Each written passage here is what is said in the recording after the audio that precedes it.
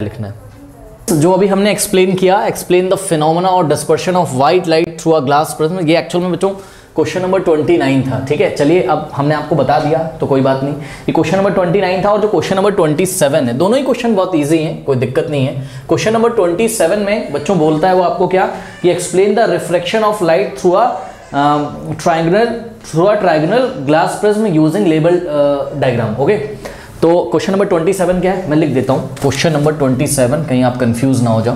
Question number 27 में आपको उन्होंने बोला था क्या, उन्होंने आपको बोला था refraction of light through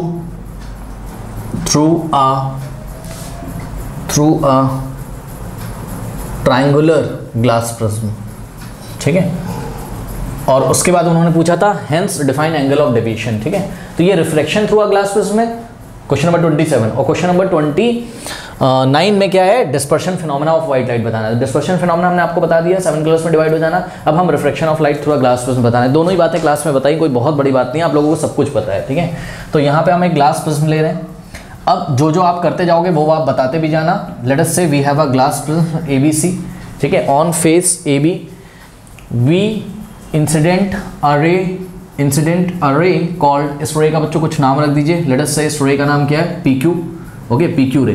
Q is the point of incidence. Point of incidence पे क्या ड्रॉ करेंगे, नॉर्मल कहाँ पे होगी, इस सरफेस AB पे। नॉर्मल का मतलब इस सरफेस AB के साथ क्या बना है, 90। तो ध्यान से चेक करिए, ये देखिए ये सरफेस AB के साथ 90 बना दिया। ये एंगल कितना है, 90, और इस नॉर्मल का नाम है NN डैश सपोज। ठीक है, अब स्टूडेंट्स ये जो PQ रे ये जानी कैसे चाहिए थी, अगर ये ग्लास प्रिज्म नहीं होता तो ये जानी कैसे चाहिए थी, ध्यान से चेक करिए, ये जानी चाहिए थी स्ट्रेट। अगर ये ग्लास प्रिज्म नहीं होता, ठीक है, मीडियम चेंज नहीं होता तो ये स्ट्रेट निकल जाती। ठीक है ना, बट यहाँ पे ग्लास प्रिज्म आ गया और यहाँ बाहर एयर है, यहाँ एयर है और यहाँ क्या है, ग्लास।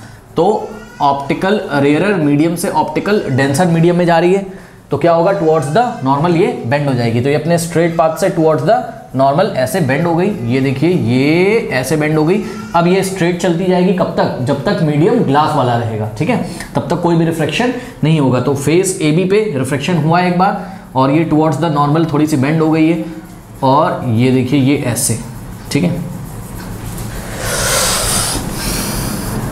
इसका ओरिजिनल पाथ था और ये टुवर्ड्स द नॉर्मल ऐसे ये बेंड हो गई। ठीक है, तो उसके बाद हम लिखेंगे बच्चों Q, और इसका नाम सपोज हमने रख दिया M। ठीक है, QM इज द रिफ्रैक्टेड रे, QM इज द रिफ्रैक्टेड रे। अब यहाँ पे देख लीजिए बच्चों, एंगल ऑफ इंसिडेंस कितना हो गया, I, क्योंकि एंगल ऑफ इंसिडेंस क्या होता है, इंसिडेंट रे और नॉर्मल के बीच बनने वाला एंगल। ठीक है, और यहाँ पर एंगल ऑफ रिफ्रैक्शन कितना हो जाएगा, सपोज इसको R बोल दिया, क्योंकि जो रिफ्रैक्टेड रे QM है, ठीक है, जो AB वाले इंटरफेस पर रिफ्लेक्ट हुई है, QM रिफ्लेक्टेड रे है, उसका एंगल ऑफ रिफ्लेक्शन कितना है, R, क्योंकि नॉर्मल के साथ जो एंगल बनता है वही क्या होता है, एंगल ऑफ रिफ्लेक्शन होता है। अब पॉइंट M पे हमको फिर से नॉर्मल ड्रॉ करना पड़ेगा, और जो नॉर्मल होगा वो फेस AC पे होगा। ठीक है ना, तो AC फेस पे एक नॉर्मल बच्चों ड्रॉ करिए।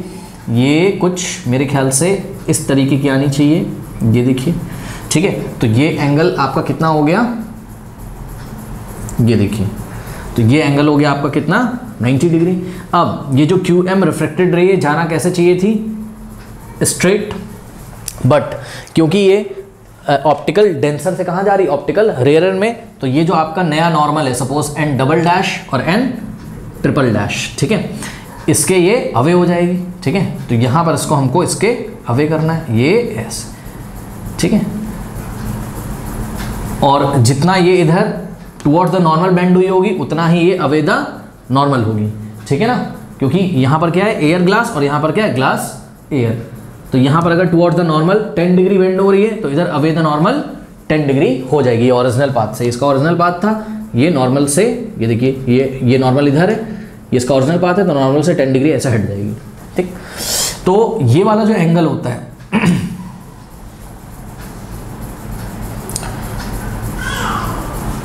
ये इसका कुछ नाम रख देते हैं, लेट अस से ये ML है। तो ML क्या है आपकी, एमर्जेंट रे।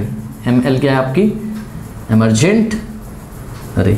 ठीक है स्टूडेंट्स, और इसके बाद ये जो आपका यहाँ पर एंगल बनेगा एमर्जेंट रे का, किसके साथ बताइए, N double dash N triple dash, ये वाला जो एंगल है। ठीक है, इसको कभी कभी एंगल ऑफ एमर्जेंट भी बोला जाता है। ठीक है, तो इसको हमने E बोल दिया। अब हमको क्या बताना था, एंगल ऑफ डेविएशन बताना था। ठीक है, तो एंगल ऑफ डेविएशन कैसे बताएंगे, ये जो एमर्जेंट रे ML है, इसको आप पीछे ऐसे एक्सटेंड कर दीजिए और ये इंसिडेंट रे जो थी हमारी, इंसिडेंट रे के पाथ को किसी पॉइंट डी पे क्या कर रहा है, इंटरसेक्ट कर रहा है, ठीक है ना।